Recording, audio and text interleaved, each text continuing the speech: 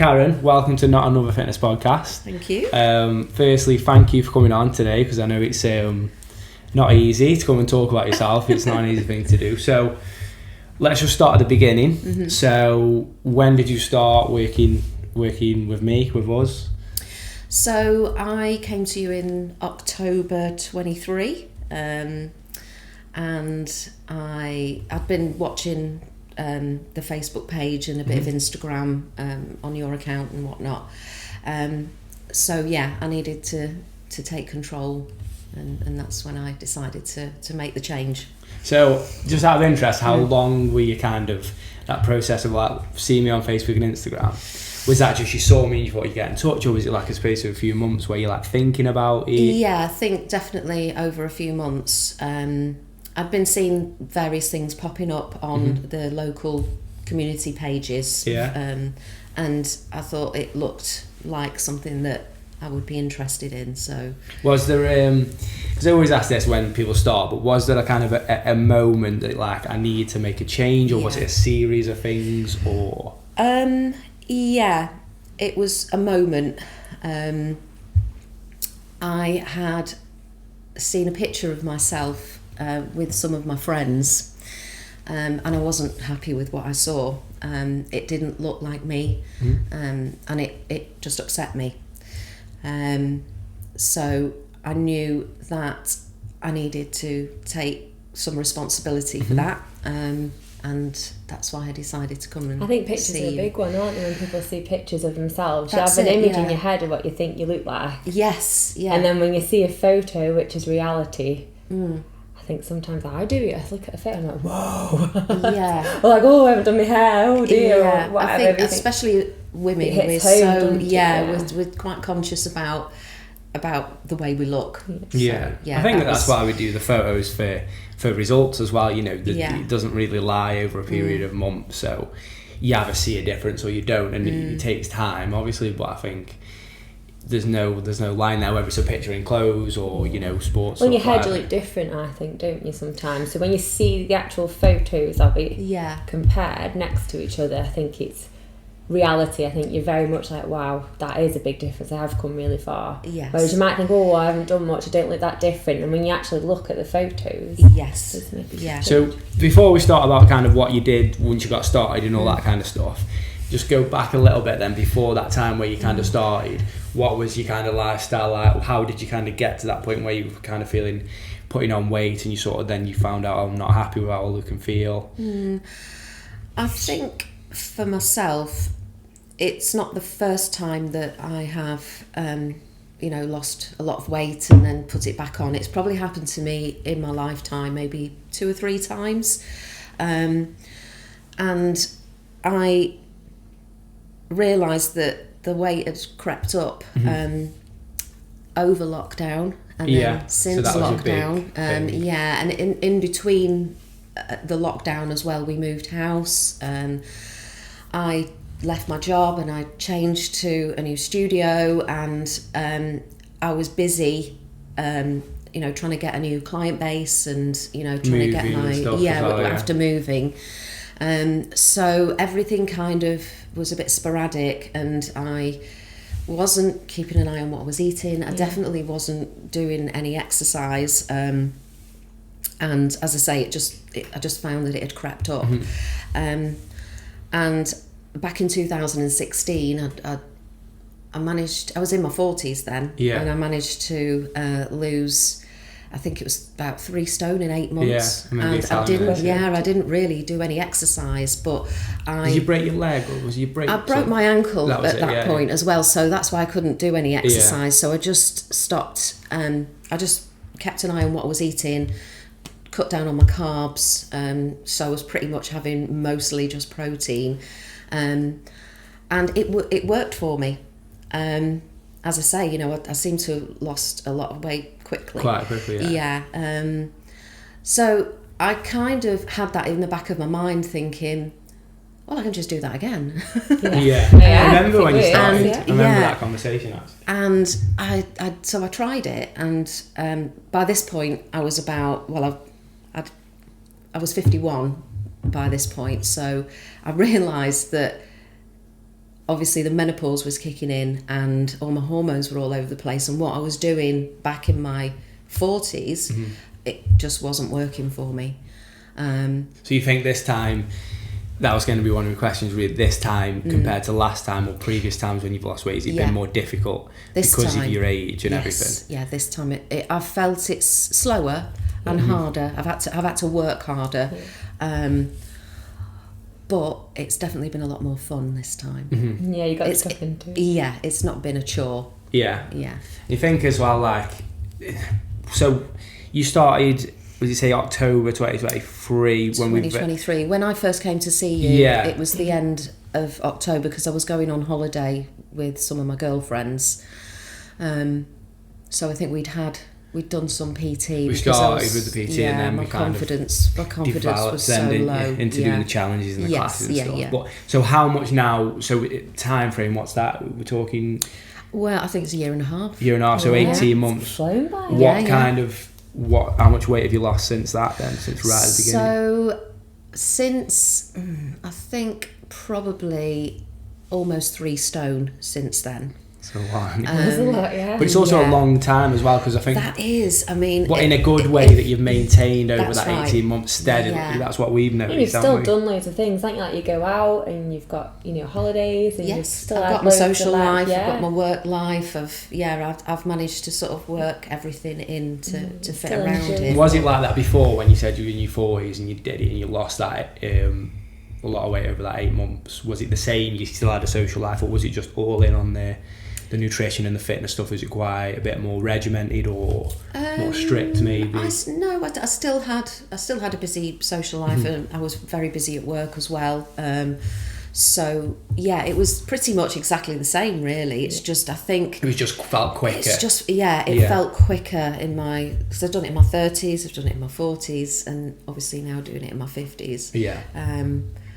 But yeah, that's... I think it's... I was listening to... we like Ricky Gervais, don't we? And one of the things he jokes about, I mean, he's in his 60s now, but he talks about losing weight and stuff, and he says, like, when he got into his 50s, he can't physically do the exercise where he used to eat what he wanted pretty much and drink loads of wine, and he'd do loads of exercise every day, like an hour and a half exercise every day because he had the time to do it. He said, I can't physically do that now because I'm in that much pain, so I can't, because I'm getting older, I can't physically exercise for an hour and a half a day to burn all the calories that I'm eating, so I'm slowly gaining weight over time. Because he's not changing what he's eating. But I think that's a good example of how it becomes harder as you get older, because of everything is a little bit more harder and difficult, more slow in terms of the exercise and hormones and stuff as well. So and it's good to hear that it's the same for men as well. And he's been honest about it. So because I know, like, John has obviously he's joined the gym now, but he's never been a stranger to sport or exercise. But it's just, he's now in his late 50s, mid to late 50s, and he's discovering that it's harder as well. But I think that's influenced by you as well. So for people listening, John, I like to think so, is Karen's partner. So you were kind of coming to the gym for, when did John start? Maybe 6 months ago. It was longer. I think it's a bit longer. I think it's a bit longer than that. Before Christmas, wasn't it? Maybe definitely before Christmas. Yeah, sort of maybe October, November time. I think it was a case of you getting the results and sort of him seeing that, and you getting into the gym and getting into fitness, and kind of being a good influence. But before that point I can imagine he was, because I know John, but before he was into the gym and coming himself this time, he was dead supportive of you, I imagine, and that helped much. When you were kind of starting to lose weight and making changes and stuff. I think that's very important, that you've got to have someone behind you. Who cooks in your house? So it's both of us. We do share. Again, because like work and moving up here and stuff like that has changed, and his work has changed, so we sort of take it in turns. I think you have to have a supportive partner, don't you? If you're trying to eat better, and especially if they do the cooking, and you're like, I'm trying to eat better, and like, no, we're going to have all this, that and the other. I think that can be difficult, but when you've got someone who supports your vision and shares it with you.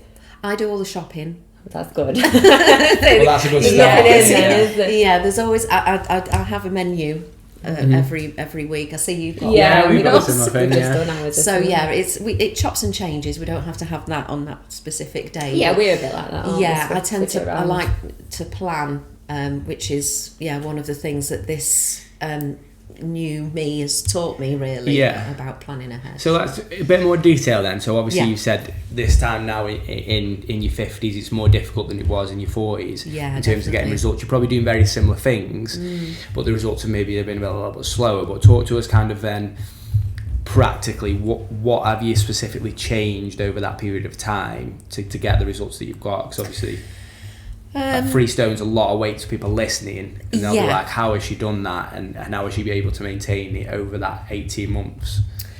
So I think I was just needed to take responsibility for everything, for every action that I was making, and every decision I was making. So I think for me it started with food and my relationship with food, and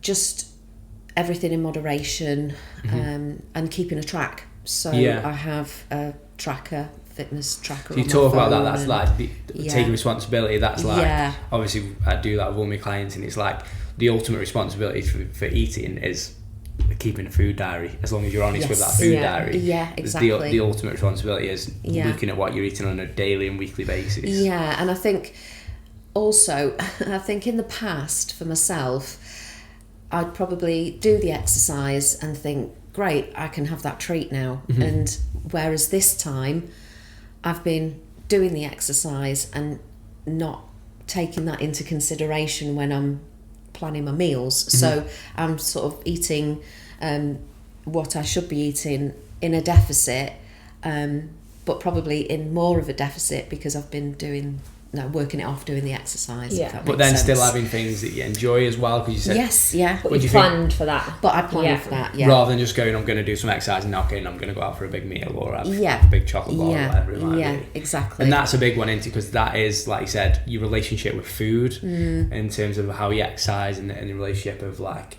food as a reward, but it's part of your social life. It's all those different things. I think sometimes when people start doing exercise or losing weight, it just becomes about just the exercise and losing weight, and they forget actually I enjoy going out for meals and drinks with my friends, and all that takes a back seat. And then a month in, they're like, I can't keep this up because I'm just eating to fuel the training, and it's really boring bland foods. I suppose for myself, what I've learned from yourself is the science behind it, and that it can work in your favour, whether you're in your 20s, your 30s, your 40s, your 50s. It's just about keeping your eye on that, really. I think that's a big one though, isn't it? Because if you understand why you're doing what you're doing, rather than just saying, right, I want you to do this. I have some clients that couldn't care less about calories and stuff like that, so they're just like, tell me what I need to do and I'll do it. Other people are like, well, why? Because then if you've got a deeper understanding, the idea is when you do it again, or you go more into detail into things, you can do it because you understand why I'm doing these things. It's like doing a job, isn't it? Understanding the principle that underlies it makes sense, rather than just going, you follow this specific diet and you think then it's that specific diet. If you understand the principles, doesn't matter. There's loads of different ways. Not every diet fits other people. That's the whole point. That's the thing. With this, the science is there, but you can take it however you want to take it. That's what I'm tailoring it to. You might not like what I like, but we can both be in a calorie deficit and still both lose weight eating things you enjoy. And I think it's not just a one diet, is it? Like, it's sort of, you can tweak it to what you want, and I think that makes a difference. Like, there's some things that you can't eat as well, which is part of it. So that's right. So I'm intolerant to gluten, so anything sort of bread based, just off the shelf stuff, so pastries, that kind of thing. Protein powder, whey powder for some reason. Whey powder's not good for me, so I did ignore that for many years, and just felt miserable, feeling bloated constantly and uncomfortable, and then I did an intolerance test, and that gave me a list of everything that was affecting me, so I started to, their advice is to cut out things gradually, to see to test yourself. But actually, I just went all in and just I just cut everything out that was on the list. And do you feel better for it? Do you know what? Within probably about 6 weeks, I felt like a different person. And then and if that you was do before, reintroduce one thing, you know, this is absolutely not good. So one of the highest things apart from gluten on my list was yeast. Right. So that scored about 99% intolerance to. So, and it really made it hard shopping because yeast is in everything. If you look, it's in everything, not just like breads and pastries and that sort of thing. It's in sauces, it's in lots of things. So yeah, that was a big one. But I've reintroduced that because you can train your body to get over those intolerances. So I have introduced that back in, or else I wouldn't eat. There's absolutely nothing that hasn't got yeast in it. So. Yeah, and you're all right with that now. Yeah. If you reintroduce like small amounts, you get used to it slowly. Yeah, exactly. I mean, like dairy is one of the things you can do that with. It depends on the person and what it is they're intolerant to. But did you really love gluten before? I used to love a tiger bread. But you can still get gluten-free alternatives now, but just not as. Yes, I'm not going to say the particular brand that I go for because I don't want to endorse it too much. But there is one particular brand, well-known brand that is good. That is really good for their breads. One of my children at school, when we do cooking club, her mum is gluten-free. There's twins. One does normal flour and the other one will bring gluten-free flour and stuff. So it's really interesting to see the same food turns out differently. Yes. Like we made cookies. Yeah. And cookies, like with hers, because it was gluten-free, we had to put it in a freezer first to form the shape. Because the first time we did it, they just splodged out and made like a big tray of splodgy cookie. Whereas the sisters come out perfect because it was normal, like gluten flour. So we froze these ones for about 15 minutes, and then when the oven was free, we put them on the top shelf so they can't drip on anything else. We put them in, and then they actually were perfect. They come out really good, but the texture's a bit more grainy, I think. That's what I was going to say. Like I bought some millionaire shortbreads the other day for the studio, and my favourite, little treat.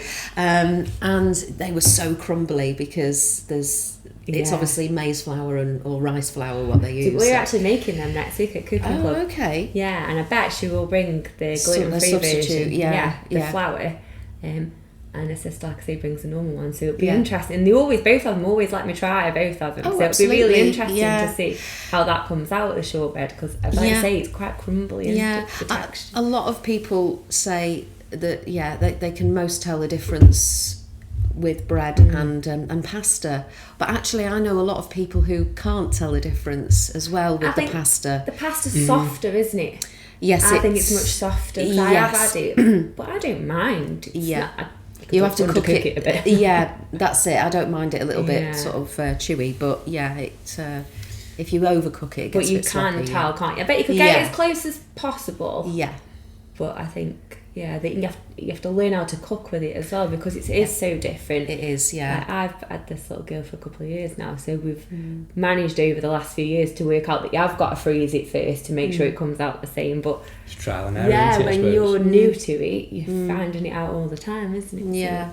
So just going back then to about like a bit more kind of specific stuff. So obviously you've started tracking your calories. You were responsible for that. Yes.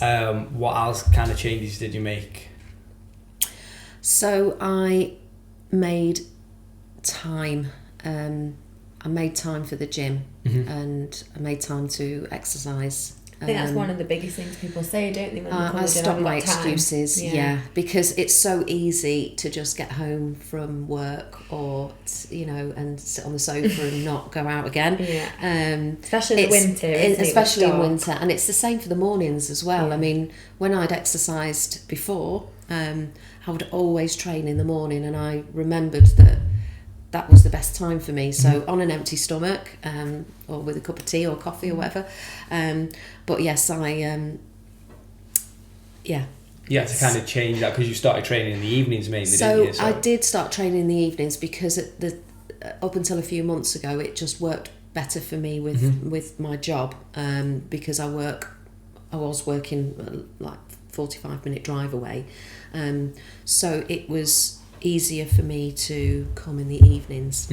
Yeah, I think that's the thing as well. The common question that I'll get is, when's the best time to train? It's like, well, when's the best time to train for you in your life and what job you do? Everyone's different. When the kids are, you know, when you haven't got the kids or whatever. That's it. Like, yeah, and I just started to get into a routine. I think because we were PTing first, weren't we, before I did any of the challenges or the group training, and so just sorry to interrupt, but just before when you started then there, and obviously we started with PT, like just talk through kind of that feeling from seeing me on Facebook and Instagram, and then coming into the gym, and that kind of really daunting, really, for a lot of people. Talk me through kind of how you approach that first step, because I think that's hard for people to make that.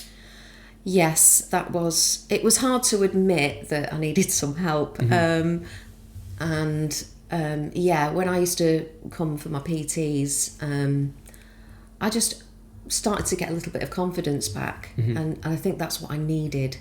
As I said, before I came to Fit with Finn, I was completely lost, and I just didn't know what to do with myself. So it's really just making that first step through the doors, and I think that's really scary, that first session. Yeah. Can you remember? Man, I can remember you then. Yeah, I kind of remember. Was it probably less scary because it was just me? Yes. And we'd already spoken. It was one-to-one. Definitely, I wasn't ready. I've always been better working, like being told what to do in the gym. I have had a personal trainer before, who was one of my clients. He was brilliant, but obviously COVID happened. We moved, etc. So yes, I do work better being guided and told what to do. So takes the thought out of it, though, doesn't it? Yeah. I like being told what to do. Well, not in many situations. Well, it most people in the gym, most people have got to make loads of decisions every day in the job with the kids, whatever in life. So if you come into the gym and you haven't got to think about what I've got to do, how many reps I've got to do, what machine I'm on, and stuff like that, it just takes a thinking. So actually you can probably enjoy the process a little bit more, whether you're doing a class or you can do a lot more in the time you've got as well. When you take away that thought process, you got an hour, and it's also less daunting, isn't it? Because it takes the scariness away of going in and choosing. And you know what I thought when I first used to come for PTs, my only thought was, I need to lose weight. I didn't think about the strength or fitness side. It was like, I've got to do something about my weight. What about the way you looked? About the way I looked. So that it's that initial quick. I think that's sort of a quick fix, if you like. That's what gets people there. I think almost every client I've ever had starts with that in mind, to change the way they physically look or to lose weight, or usually both. I think I would say you're a typical example of this now. The reason why they stay or they're still coming is because they have that realisation that not only have I changed physically and I look different, but I feel stronger, I feel fitter, I feel better, and that's what keeps you coming back, because it's a combination of I look good, but I feel amazing, and that's your day to day how you feel, isn't it? So it was just the strangest thing, and what's happened, the transition, I guess, since then. When did that kind of happen though? It wasn't straight away that you thought, I'm getting stronger and fitter and I'm loving how it feels? No, was that a few months in? Or? I think it was definitely a few months in, maybe after the first challenge. Certainly by the second challenge I'd started to feel, I can try that, I'll do that.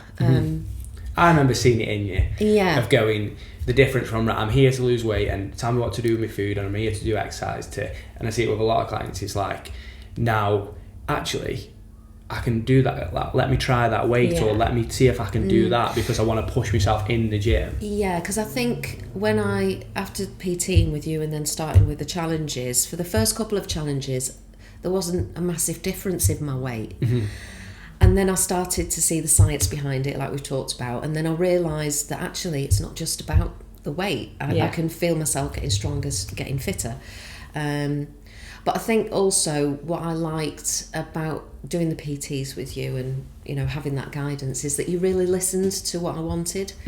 And also you pushed me a little bit further than I wanted to go. Because I remember sitting with you before we started the PT and you saying, is there anything you don't like about the gym? I said that, and that. I was like, don't like the bike, don't like the rower, and then you bought the ski machine, and that was my nemesis. That was my nemesis. So I was kind of expecting you to go, we won't do that, and we won't do that, and we won't do that, and you did completely the opposite. So every time I came to PT, I was like, what torture is he going?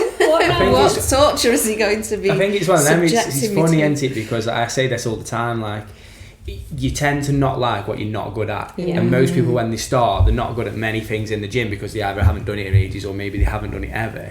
So it's like you'll go, I'm really, like, I can remember when we used to do the step ups and you found them really difficult on the box and stuff. And used that to was hate I can't do that moment. And it's almost a reminder that you're not good at it. Not that you can't do it, like, because you could do it. Do you think though it's like you feel like you're failing, like you don't, but you don't, and you don't want to feel like that. I don't think it's like, I'm not going to attempt to do that. It's getting the right balance into it, because it's not that you're failing completely, because you can do it. You might just start at a lower level of making it easier, and then that almost makes you feel like, I'm a bit shit at this, and then that gives you a bad feeling. But the other side of that is when you get better and you get good at it after just nothing more than being consistent, you go, I like this now because I'm good at it, and you've only got good because you've been doing it a long time. It can be hard though, can't it, walking through the door and being somebody new and maybe joining a class and seeing people who've been there for months who are good at the step ups, and you know you've struggled with the step ups and you're thinking, well, I don't want to do it because they can do it really good and I know I can't. But they always say, don't compare your chapter 1 to my chapter 50 or whatever. Like, we're way further down the line than you are right now. And when you get to 50, you'll be there. So talk me through then, obviously you went from 1-to-1 and then progressing into the challenges and classes where you're training in groups and you're doing the classes. Talk me through that kind of, basically what Becky's saying now of going into that for the first think you time. really flourished, didn't you? I mean, you've been such a big member of the group, like, latterly, like in the last But when you very first started and it was daunting... Yes, I do remember that very well, those first few classes that I came to, because I think for me, after doing the PT, I knew that I was going to venture into the classes, and because you'd said, you should come to some classes, so that's what I did. I do remember coming to the boxing class. I think that was the first. Throwback, isn't it? That was the first class that I attempted, because I liked a bit of, the cardio side, even though I didn't like cardio at the time. And I absolutely loved it, and everybody was just so welcoming. And you get partnered up with someone you don't know, with strangers, and it's kind of like, hi. I was partnered up with Lou, and that's how I met her, and she's good friends now. She's lovely. And then I started to come to some circuits, and I think that was when I was doing my first challenge. So that was January last year, 24. Yeah, we're 25 now, aren't we? So that was kind of like, so you started, did you say October? Was it October?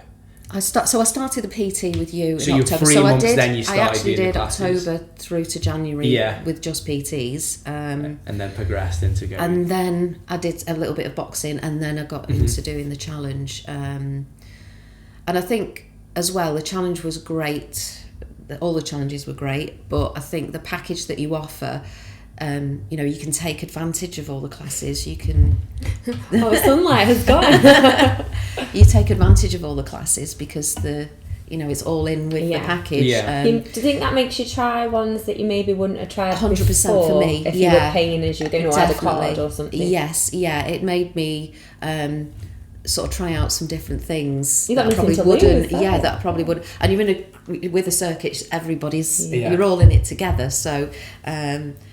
So yeah, I really enjoyed doing the classes. Did you feel like what Becky said when you first came, that you look at everyone and think these are all so fit and I'm not fit? Yeah, and I probably compared myself to a lot of people back then, but I also think that if that person can do it, then I can do it. I was just going to ask you, does that drive you sometimes? Do you know what? It drove me then, and it's still driving me now.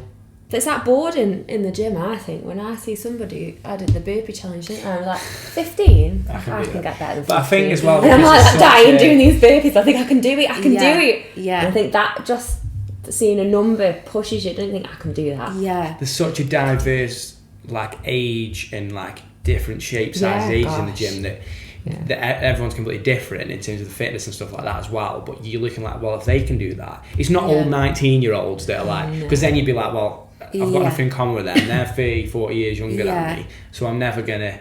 Whereas if you see someone your age or similar to you, and you're like, well, they can do that. Yes. So why can't I? There's no reason why I can't. Yeah, that was like my dad, isn't it? Because you've met my dad. Yes. He's been coming to the classes. Yeah.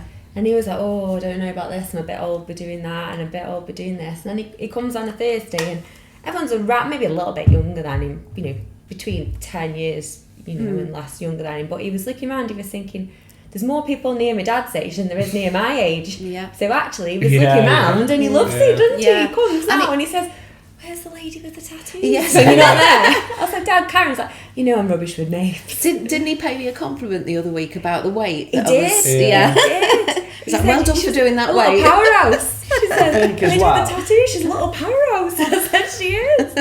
I think as well, what I'd say about like training ladies of your age, there's a massive like fear of weight training because you think, one, it's going to make me massive, or it's going to put me in a lot of pain if you've already got joint pain and stuff. Did you feel, I know you've done training before, did you feel like that because you've done it before? I didn't feel like that at all, really.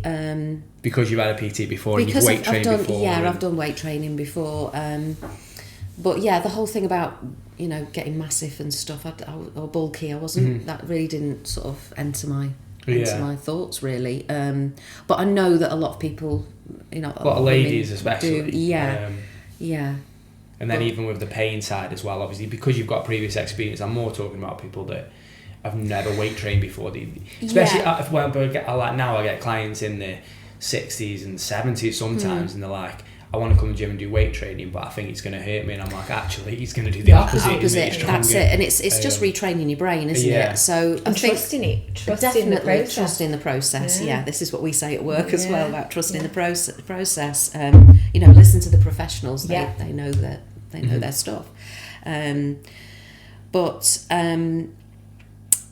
What we were talking about, the weights. So you weren't scared any ailments. Were you scared of hurting yourself maybe, or a little bit, because with my job I'm in close contact with people and I sit down most of the day.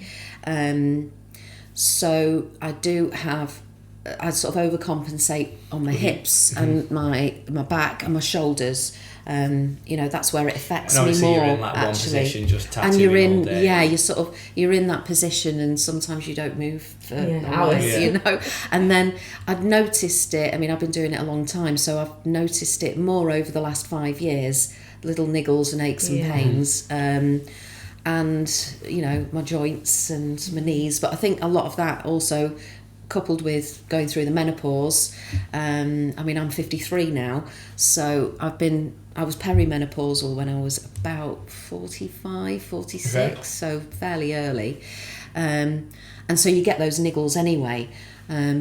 So yes, there was telling me this, I'm thinking, I don't want to be there. So talk to us through that a bit more then. So obviously, kind of with the menopause, going through that in terms of getting the results while being menopausal as well. How has that been a challenge compared to sort of someone who isn't menopausal? Yeah, how has it affected you differently? Like, What did you find harder? Or because I think you'll probably remember being sort of my age in your 30s. You listen to. I work with a lot of women who talk about the menopause. It is like one of the biggest things. I don't think it's talked about enough actually. I work with loads of women, most of the women actually, and it's talked about quite a bit where we are. But it's hard for me to empathise and think forward, like what might that be like for me in 10, 20 years. Well, it's different for every woman as well. Well, this is hard to think this is the thing. How you are now, you're just going to change and you're going to be different. And it's sort of, it sneaks up on you. It really sneaks up on you. And then, you know, you listen to other people at a similar age to you, and you think, that's how I feel as well. So, you know, it's, I think I was so looking forward, this is a strange thing to say, to being 50. I thought, yes, it's a great milestone, you know. I know a lot of people that haven't made it to 50. Well, now 50 is also like your 50 is a lot younger than it used to be, do you know what I mean? That's because it, like, yeah. you know, in your 50s now, you're not like ready for retirement. Oh, you're still, you know, you've got a lot of wisdom. You're older but wiser, but you can also be fit and healthy in your 50s. Not like nice you're ready to sit in a chair, watch TV all it? day. It's like completely different. You can be fit in your 50s. And I think it just snuck up on me, and you know, it was. What changed first then? What was did a I big notice? thing? Yeah, that made you think, oh God, this is hard, harder.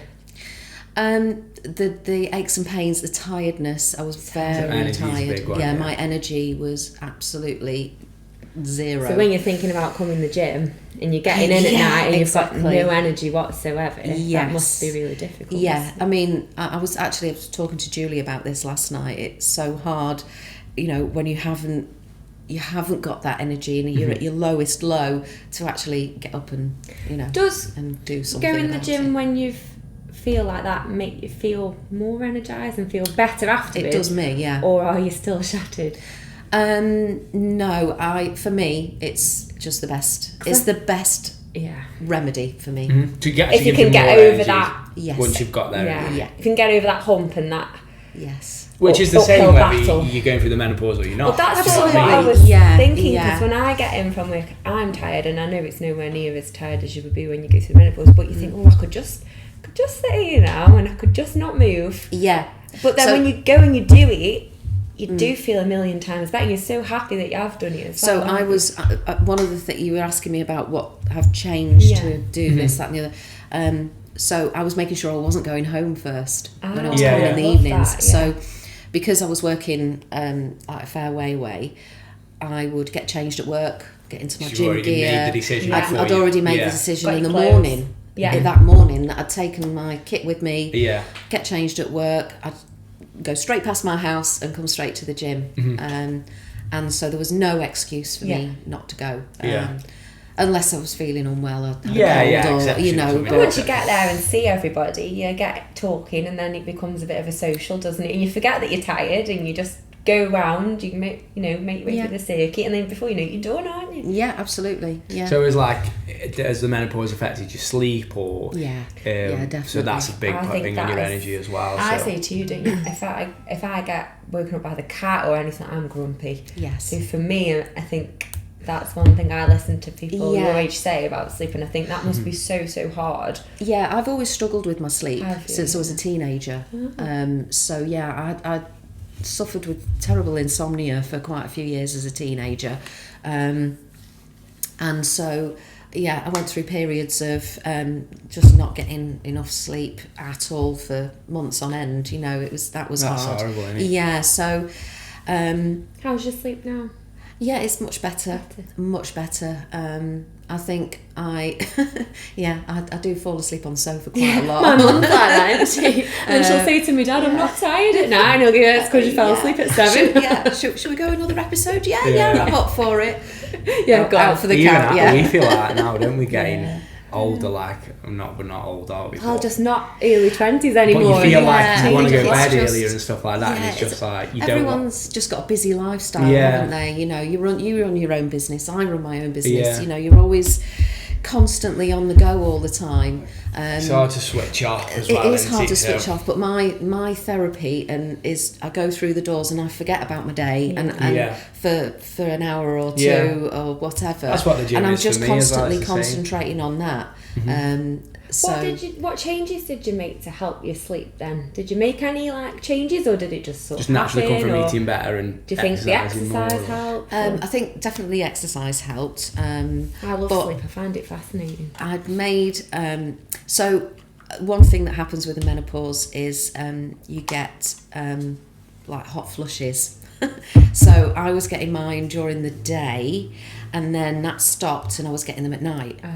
So I would wake up in like just wet through because I'd just been, it was just awful, throwing the covers off me. Some of the women at work say that. So they used to say they go sleep with clothes on, and they'd wake up and they'd just be chucking them off. My because hair they'd just be absolutely drenched. Like I'd be drenched, absolutely drenched, and it's like, what's wrong with me? Why have I got a temperature? You hate being hot, don't you? Like, you're dead cold all the time. I'm dead hot all the time, aren't I? But that's the other thing. You go really hot, and then all of a sudden you're asleep. You're really hot. Yeah. You're having your night sweat, and then you're really cold. I suppose because you're wet as well, then, aren't you? Yeah, but I know people who get up in the night and have to change their bedclothes and change their sheets and everything. Change their sheets. Yeah, why not? That's a massive part of your life as well, because not only are you waking up from not having sleep, you are then more awake because you're having to get changed or maybe shower or change your sheets. Yeah. You've been awake for half an hour before you know it, and it's so much harder to get back to sleep. I mean, I can't. Well. That's it. You constantly, your mind's going.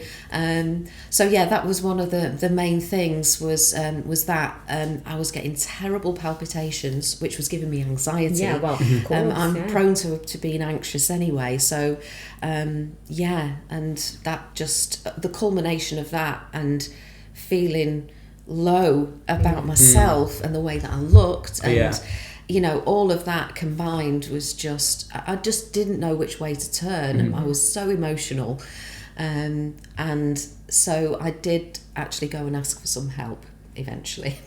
I gave in, and I did go and take some HRT for about 3 years, and that really helped. That did help. That did help. It just gave me a little bit of a breath, just take a breath. How come you only did it for 3 years? I don't know much about it. So because during that 3 years I changed my lifestyle. Because your mum's been on it forever, hasn't she? Like, I mean, you can. Day, so I don't. Yeah, you can take it for hysterectomy. Knows what? That's why she started. Yeah, she started it, then, didn't she? But so you changed your lifestyle, and that aided. I think it did. Yes, it helped with some of my symptoms, especially my anxiety and my depression, that the HRT just gave me a little bit of breathing space to sort of slow down and think. So after that 3 years, then you sort of slowly weaned off it, and then you felt okay. Yeah, well, that's it. Before I started taking it, one of the symptoms I had was terrible migraines or headaches, lack of focus. Just forgetting things. It's like, you just forget the simplest word for something. It's like, what's this thingy? And your brain's not. So it just helped me with that, really. And then, so going back to your question, why only 3 years? I think because I changed my lifestyle with going to the gym and I was just feel so much happier. I just wanted to see what I was like without it.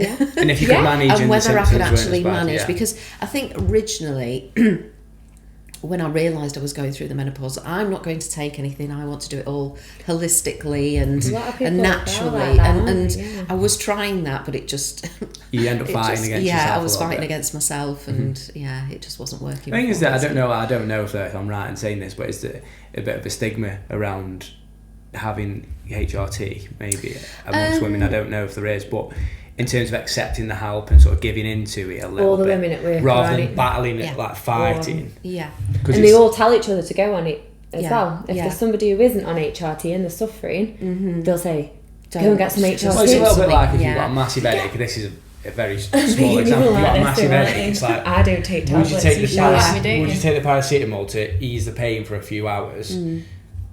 or just sit through it. But do you know what I do? I drink water. I'm like, maybe I'm just dehydrated. I'll just drink first. And you'd be like, just take the tablets. Let me just see if this works. Well, yeah, if you're already hydrated and you've tried everything else, and then I think you know yourself, don't you? You know how you feel. You know your own body. You know how it responds to things. So I'm a bit like you. I don't really like taking tablets for everything.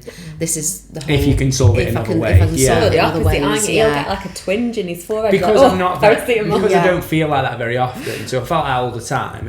It's rare. I'll just take some tablets because I rarely get an headache. I'll take it and it'll go away. Do you know what I've done sometimes? If I've got a little bit of a migraine, I will go to the gym.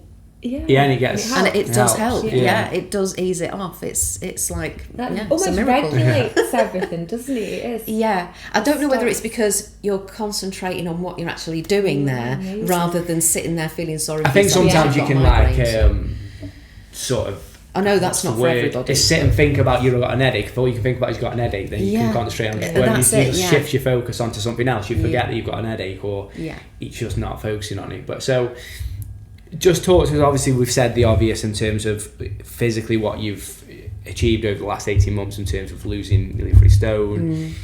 Obviously, a clear difference in your photos and stuff like that. And do you know off the top of your head how many sort of inches you've lost in that time as well? I do actually, Finn. I've got it written down. You should ask that. You should ask that. So, in terms of dress sizes, I've got. I think that's a good one. That's a good one for us women, isn't it? So, in terms of that, I've gone from a size 18 to a size 12. Wow. So I've lost 5 inches off my waist, 5 inches from my chest, 6 inches from my hips, and 6 inches off my thighs. That's a lot. And a little bit off my arms. Yeah. So talk to us a little bit then about kind of how, because obviously most women, all they focus on is the weight loss. Yeah. So in terms of the training and obviously eating better as well, how that's changed, because you said at one point you were like, I know it's not all about the weight, but you still stay consistent anyway. How did you then have a shift of focus on, actually, I know my body composition is going to change through the training and eating better? Is that, I would say that then becomes more of a healthier relationship with your own body, because you're not just obsessed with the scales. Was there a point in time that sort of happened for you? Yeah. I think I actually didn't notice it myself. It was when other people were saying things to me, and they were starting to compliment me. And a lot of, like, my work colleagues, they said that I'm a different person. My family say I'm a different person. But yeah, people around me were just noticing it, and I hadn't really noticed it so much. And then I started to believe it. Yeah. I think, like, at the beginning, I suppose you probably lost weight quite quickly to start with, like most people do. Well, no, the first couple of challenges I didn't, because I've done 6, haven't I? Yeah. So the first 2 challenges, I felt better in myself, but I didn't actually lose a lot of weight. So it's quite steady. It was steady on the compared to before, where you would have wanted, you'd almost been like, I want to see this amount of number be gone for me to be happy, or be happy with the progress at least. Yeah, I think everybody, especially us women, they've got a target to fixate on. So like a holiday, you've got to get, to get the weight off. Stone or whatever. Yeah, I think I quickly realised, going back to the process, that for me personally, it probably wasn't going to come off as quick as I wanted it to. So yes, accepting that was probably accepting that was quite hard, that I'm not a 20 or 30 something anymore, and I've got to do it a bit differently. Yeah, and the way you're thinking about and doing it, the way I'm thinking about it, and also I started to actually look at myself in the mirror. Yeah. Which is a big... Would you not do that before? No. A lot of people say that about the gym, but the mirrors they don't like looking at. Well, they are horrible mirrors. They aren't they? They're like warped. Honestly, it's like walking into a fun fair. Yeah. It's like, how can you get a clear picture of what you really look like when you look in each mirror in the gym? My friend Scarlett used to say the one in the squat rack was beautiful. That used to me look better. That is the one. And the one opposite in the cables, she said, makes you look double your size. Yeah. Well, that's the most accurate one in the squat rack, because that's got, like, my brother's a joiner, so he fitted that one properly. Okay. The others are against the wall, which are bobbly and stuff, so that's why they're all off. Yeah. The best mirror in the gym is in the toilet. Because it makes you look long and thin. It does, yeah. I have one of those mirrors at home. Do you? There you go. I like that one. I'll start selling them. So yeah, aside from then the physical stuff, which we spoke about, how was the last kind of 18 months affected other areas of your life in terms of, maybe the mental side, social side, work, whatever? Wow, I don't really know where to start. I'm just, I'm just so much more confident and happier in myself. And I think that it's down to the people, it's down to the community, and the good friendships that I've made. But you have now become one of those people, and we say that a lot. You're part of that community when now, we have the new people coming into the gym, we sit back and we watch you go and adopt him almost and have a chat with him. Do you think part of that is because you remember what it was like when being like started, that, or do you just think you've just come out of your shell and you just... I suppose because I know how it feels, and not just me, everybody does. But we see you make quite an effort with people actually. Really? I don't even notice. And where we do though, in comparison as well, when you were starting out and you were a little bit more shy, and now you're far more confident and you take other people under your wing. You can say, come follow me around. I do. And I mean, and in the group chats when you're part of that, you're always really supportive with people. You've got ideas you can, give them, or you say, come along with me and we'll go to the gym together or something. You've really grown, haven't you? And you're offering that support now to other people who are in your position. Because people did it to me. Yeah. So it's just sort of, it's kind of like, it's historic, isn't it? When I was first coming to the gym, Julie, she was one of the first people that spoke to me, and now we're very good friends. Sam as well, Lou, and everybody was just so supportive, and I've never known any group like it in my exercise history, if you will. But so yes, it's kind of like I like to. I don't want to be nosy and be in people's faces, but I think people remember that though. I think they massively appreciate it. Massively. Yeah, because I remember what it was like. So we can tell them until we're blue in the face, but they never believe us, do they? But and when somebody who's done it and is doing it, holds the hand almost along the way and says, "Come do it like this," or "Come here, come follow me." Yeah, I think that's very comforting. Do you think that the community side of it is the reason why you've been consistent? For 18 months. Aside from knowing what to do with your nutrition and getting the exercise in and feeling better for that. Because that was my next question really, is that somebody listening to this now might be in your position where you were at the beginning, or they might have done things and done it for 2 or 3 months, and most people's question is, how do I stay consistent? Because when you are consistent, for like you've been for the last 18 months, is when you get the really good results, because you can only get so good results over 2 or 3 months. Over 18 months, you can completely transform like you have. So what would you say is the reason for that consistency over 18 months? So just taking responsibility for everything that I'm doing, and just making sure I make time, and just not making any excuses to not go to the gym. But do you think enjoying it has to be a part of enjoying it? Not all the time, because there's times where you don't want to go to the gym, but in terms of, like you said, about the community and enjoying it and feeling part of that, that's what keeps you coming back long term, do you think? Because you can take responsibility, but if you're going and you're hating it and you're not really actually enjoying it, you're almost battling against yourself. Do you know what I mean? I know what you mean. No, I've never I've just always looked forward to going, and I look forward to seeing people, and if someone doesn't turn up for that particular class or whatever, it's like, I'm a bit disappointed that person's not here. It's nice to sort of say hello to people, and you have people saying that about you now. Yeah, whereas Karen, or what I mean? Really? I missed. Actually, not being on this last challenge has been really hard.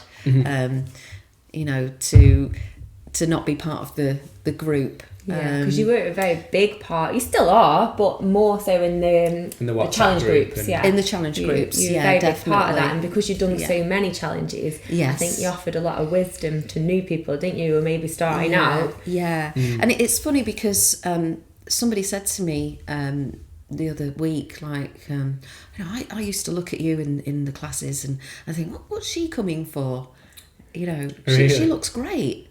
And I just didn't know that. At the time, I'm just doing my thing and getting on with it. And for that person to say that to me, it really meant a lot, you know, because I used to think that about other people. But then I suppose the answer to that is, I look great because I'm here. Absolutely. And this is what I do. Yeah. Kind of thing. Yeah.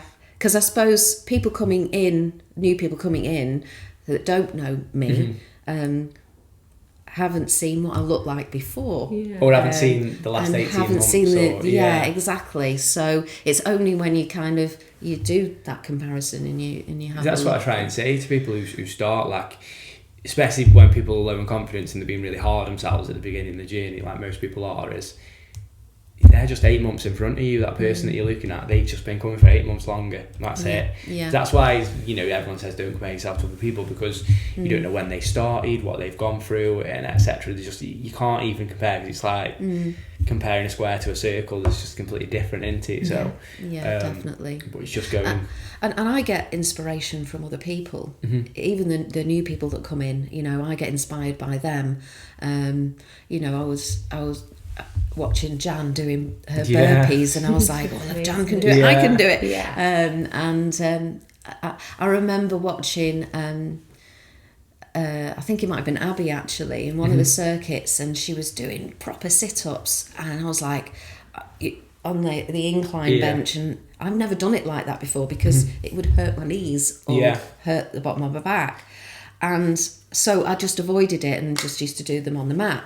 And then I saw Abby doing it, and I thought, oh yeah, she's inspired me now. I'm going to try it when I get round there. And I did it, and I felt really good for it. So and I told her, I was like, oh, you inspired me to do that. So, make a difference daily, keep you coming. I couldn't do that, now I can do that. Or maybe overcoming that barrier in your mind more so.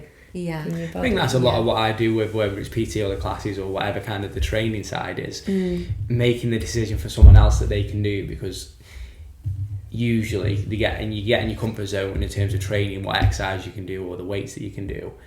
But actually, if I go, no, you're going to do this today, I've made the decision for them, and they can't go, obviously I'm not going to make them something they actually can't do, but I've made them push the boundary to go, you can do this, and they're like, are you sure? And I'm like, yeah, and they do it, and then once you do it the first time, it's like, well, can I do a bit more, or do you know what I mean? It unlocks that kind of mentality to go, well, if I can push this much, how can I push? Do you know what I mean? Yeah, because you can be quite scary sometimes by changing the goalposts in the training sessions. Like, just when you think it's all over, there's something that you've got planned for us. That's fitness, though, isn't it? It's always sort of progressing, and as you get out of it, I'm here now. That's it. I've got to do it. Lock the door.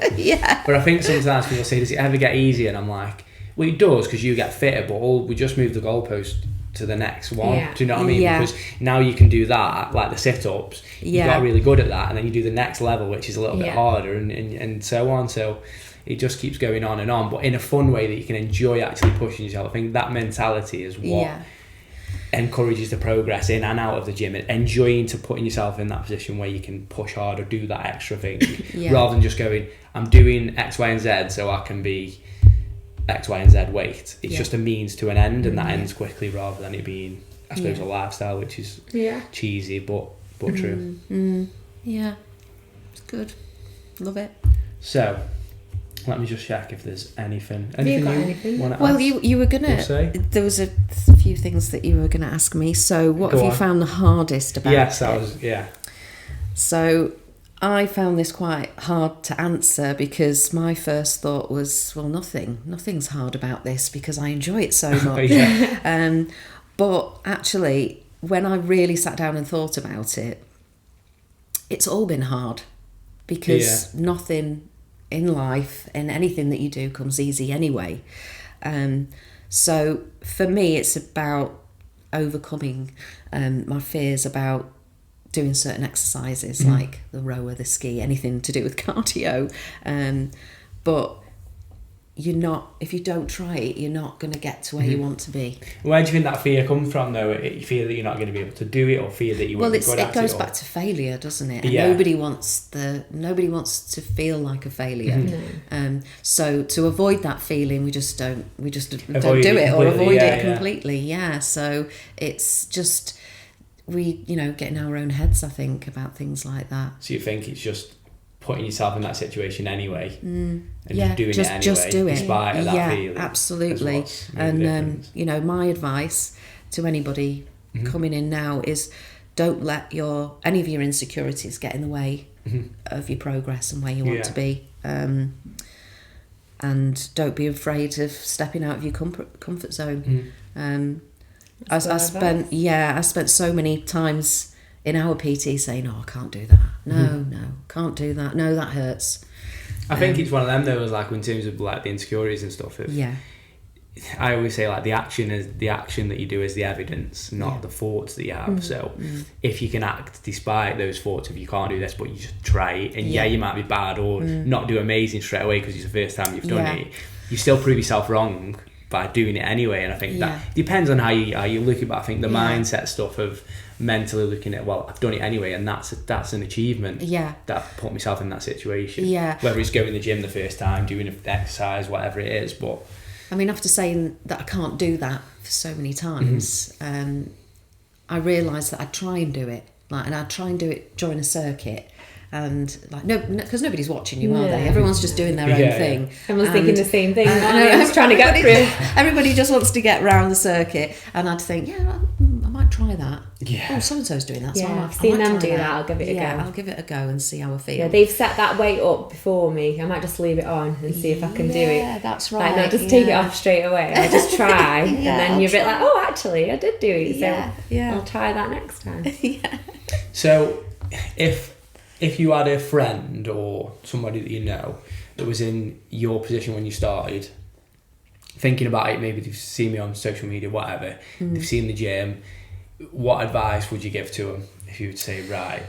My advice would be to just go 100%, try a circuit class, or just, have a chat with you, which is exactly what I did. And just take it from there. Don't be afraid of stepping out of your comfort zone, because you just won't regret it. Well, you haven't you? So you haven't regretted it. So we're 18 months later. And I know, that's it. And I think that's the hardest part for a lot of people, though, is that first bit. I think, whether it's just, not even necessarily coming to the gym, whether it's getting in touch with me, then maybe those first steps I always say are like the biggies, because once you've come to the gym a couple of times, you're a little bit more comfortable. So the third or fourth time, you're more comfortable, and then each time it becomes a little bit easier. It's never always easy, because some days you just can't be arsed and whatever. But those first times are probably the most difficult, I think, for most people. Yeah, definitely. So, have you got anything else you want to kind of talk about before? Maybe more about the challenges and my experiences on the challenges. Okay, So for anyone listening, I don't know if we've spoken about it before, but we run challenges called the F8 Challenge. Is that a joke? I don't know if we've spoken about it. Have we not? No, we've not done a podcast in a while, have we? So just talk to us about your experience of the F8 Challenge then. So I've just finished my 6th challenge. So the challenge lasts 8 weeks, as you know, and you have a checklist that keeps you on track, and you have to put in your checklist every week. It's like having homework, I suppose. It is. And you've got your you've got your criteria to fill. So your 10,000 steps a day, your water, sleep, and your workouts as well. And then like calories and the calories and all of that kind of thing. So I loved doing the group training. I really did. You get to meet people that you don't normally, you haven't met before, and you just really get to know people, because you get partnered up as well, and working alongside somebody, I think it pushes you a bit more. Yeah, definitely. Because there are certain things that I couldn't do on the challenges, I said it again, I can't do that. That I've tried with a partner, and or you maybe see them doing it. And, yeah, definitely. So, worked out with some of the guys as well. So it's good to change up a little bit. There are certain things. So to keep up with that person as well. I think sometimes, like you're saying, that training with someone who's, let's say, fitter or stronger than you can either make you feel like shit, or it can actually inspire you to want to, because actually I can do better. Do you know what I mean? The eye-opener, I think, for me, when I joined the challenges, one of the eye-openers was that everybody's at such different levels. And, you work to your own strengths. And get inspired by what other people do. Exactly. Like they might be good on one thing and then you're better on another. It's just completely different. So anything else about the challenge you want to say, or? I love the photo shoot at the end.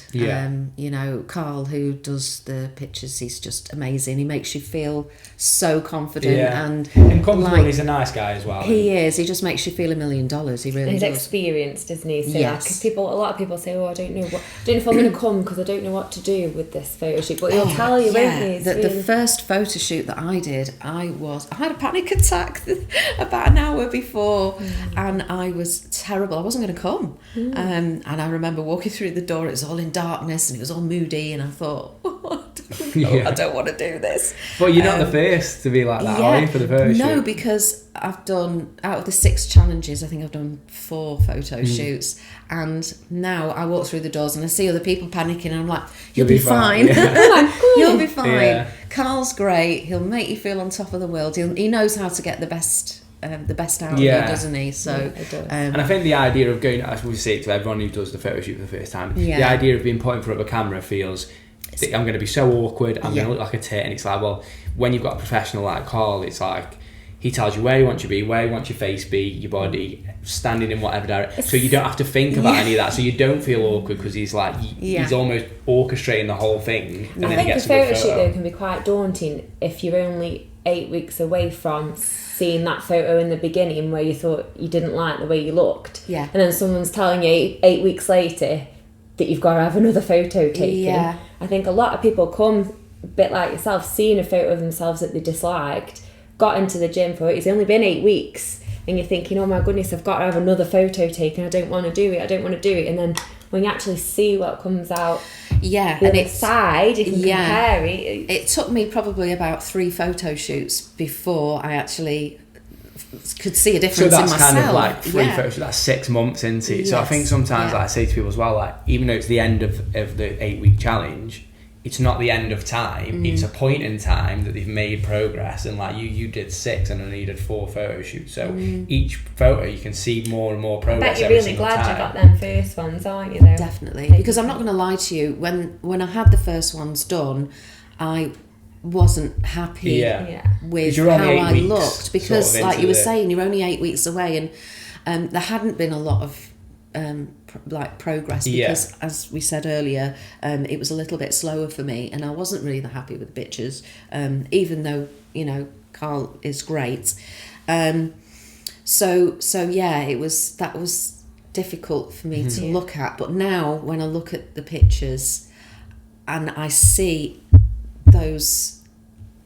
all those months of hard work, but like you said, you're okay with looking in the mirror as well now. Do you know what I mean? I think that point has gone, well, actually I like the way I look and how I feel and stuff. I mean, I think everyone always struggles with that. You're never perfect, are you? No. I mean, everybody, and myself included, you still have your down days. It's like, I think people get worried as well that they'll have to share the photos, don't they? When you think you're only 8 weeks away from seeing that one you hated and now you're having another one, people are like, well, I don't know if I want to do it because I don't want to share what it might look like. But we were saying to Helen, weren't we, the other day, I said to her, listen, when you come so far away from the person that you were in the beginning, you won't mind sharing that photo because you're not that person anymore. And that's what happened to me. And that's what she did. She was like, I'm so far from that beginning. The first photo shoot I've ever done. I never ever thought I'd ever want to share it. She says, but now I don't mind because that's not me anymore. I'm not almost there. Like sharing a photo of a different person. Yeah, that's exactly a different it. time. Yeah, the picture that you've got up of me in the gym, I just, that person is not. It's weird, just isn't not it? Me. Almost unrecognisable. It's not me. And so maybe the first time you looked at it, you might have been horrified it's by this slightly picture. Embarrassing. It's like, how but now you look back myself... at it and you look like, well, look how far I've come. That's look what I've done. Yeah. Well, you're proud of it, aren't you? I think with one of the newbies one time, we were chatting away and I took her over and I said, look, that's what I used to look like. Really? Yeah. So, wow. It's inspirational, isn't it? People can see that. Yes. So in a way, it's a good job you pushed yourself through that first panic attack and made yourself go and did it, because now you've got them photos forever and you can compare and see how all your hard work's paid off. Again, it's going back to stepping out of your comfort zone. Don't get in your own head. I know it's really hard for someone to give you advice like that, but it really is true. It really is. What do you think is in terms of, because this is another perception that people will listen to this and listen to your journey now and thinking, wow, she's done amazing, and people who know you as well. One thing people think is that you will, like you said, your energy's better, you feel good, you're loving the gym. You don't feel like that all the time though, do you? Oh, no. So just explain a bit about how you've kind of managed that in terms of being consistent for 18 months, because I think people always think that once you've made that decision, you hop skip out of bed, you love the gym, you eat healthy, you love doing that all the time. You become really boring, don't you? But you do still have days gym where stuff again. How do you manage the days where you don't feel like it, or I suppose I just have a good word with myself, really. I think for myself now, I've got a different path to take. So I'm one of these people that I need something to work to. It doesn't matter whether it's your gym life, your target. I always need a target. So I've kind of got to where I wanted to be and beyond. And now I'm sort of wanting to go a little bit further and push myself a little bit further. So just shifting them goalposts. And just shifting the goalposts and seeing what happens. It's always having a target. It's just having that, having that. People have things up in their houses, don't they? Something to work to, like a holiday or a wedding, like a storyboard or something like this is what I want. It's kind of manifesting it, isn't it? Do you think having a good routine gets you through them days where you don't feel like it? I think, again, going back to the menopause and being a bit all over the place, I had no routine at all, and it's sort of saying no, I've got to get back on track. This is what I do on a Wednesday. And this is what I mean, now my work's changed a little bit, so I don't work as much, so it means that I've got my gym membership now. I'm not part of the challenge or the group, but I'm sort of on my own path. You're sort of branching out a little bit, spreading your wings a little bit, which definitely, because it is so easy to just get your gym membership and then never use it, because I've done that before in the past. But and also I've worked out at home as well, and again that can be lethal, because when you get in, you don't really want to do it. And that's your place of rest as well. So for me to actually get up and go on the days off, on every day that I'm not at work, I'm always at the gym. And it's having that place to actually go to. Rather than working out at home. Change of scenery. It's a change of scenery. I can go in there and I can channel my energy and switch off and take my time and I think that's like you said about the routine though. That's why we do the daily habits and the daily weekly habits and the challenge is that people often want they have the target, which might be X amount of weight or whatever, but they don't have the daily structure to get to the target, and the challenge is about creating that daily structure. The target almost, or the result, takes care of itself in you doing those daily habits. I mean, we've all got busy lives, whether you've got kids or grandchildren, or somebody always wants your attention, and it's you just need to make that time. Definitely. It's I mean, how many challenges have I done where most people haven't turned up for training, or just given up halfway through, and that would have been me. That would have been me a few years ago. I think going right back to the beginning when we were PT, and I remember I remember you saying to me, I think I'd said, oh, how's your weight going, you know, and like, oh, I've put like 3 pounds on over the weekend or something, and I'm not very happy today, you know. And then you say, what would the old you do? And I said, well, I would have given up. Yeah. Remember that, actually. Yeah, I would have given up. Yeah. So what was the difference of why you didn't? What, this time round? I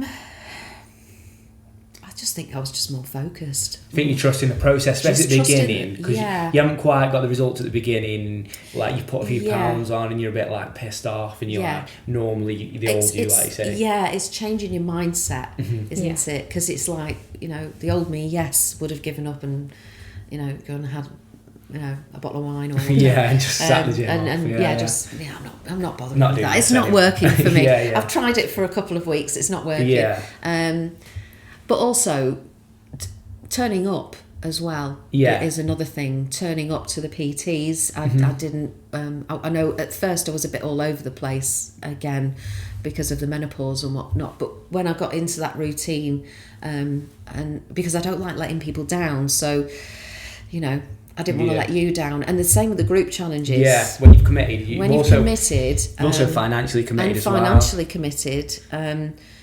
You know, if someone doesn't turn up, it can throw the group out a little bit. I mean, I know life gets in the way, and illness, and you get ill occasionally and whatnot. So, but I think with you, we've said before, I've told you this before, but over the last 18 months, you've not been perfect, but you've been very consistent. Yes. And I think people often think, well, how does that make sense? And it's like, you've had days or weeks that have been mad with work, or you've had stuff on, so maybe you haven't got to the gym as much that week, maybe you've only been once or twice, maybe you haven't tracked your calories as much that week, but over the period of 18 months, 70-80% of the time, you've done those daily habits, and that's why right. You've got it. Not because you've been 100% perfect all the time. No. It's like I said with the first couple of challenges, because I wasn't really seeing much. I was feeling fitter, but I wasn't seeing much change in myself. So I made a conscious effort of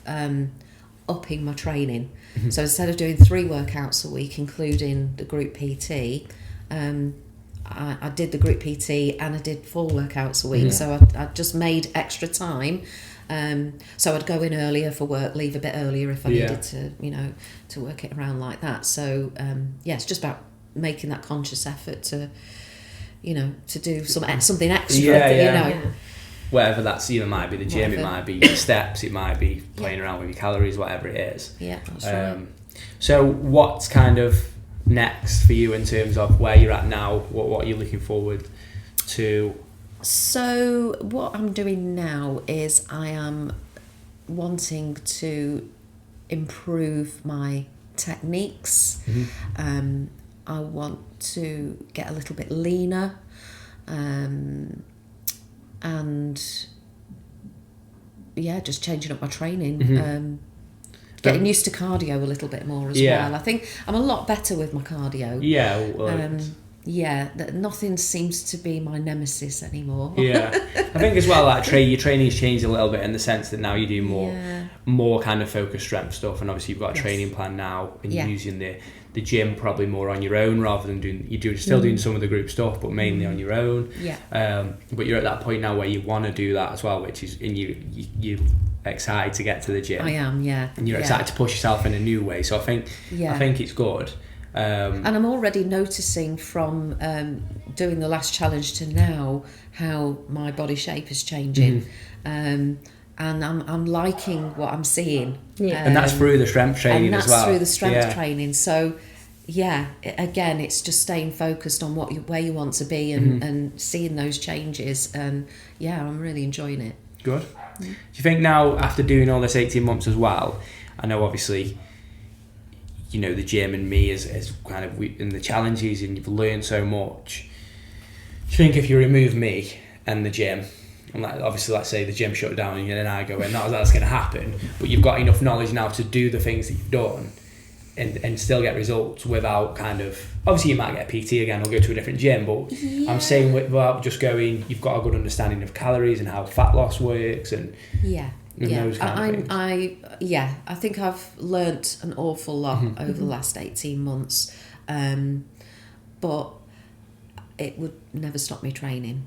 I'd still go out and find someone or somewhere to train. Because the community is a massive thing of it, like you said. Yeah, definitely. But no, that's good. Yeah. No, thank you for coming on. Really enjoyed it. You're welcome. Thank you.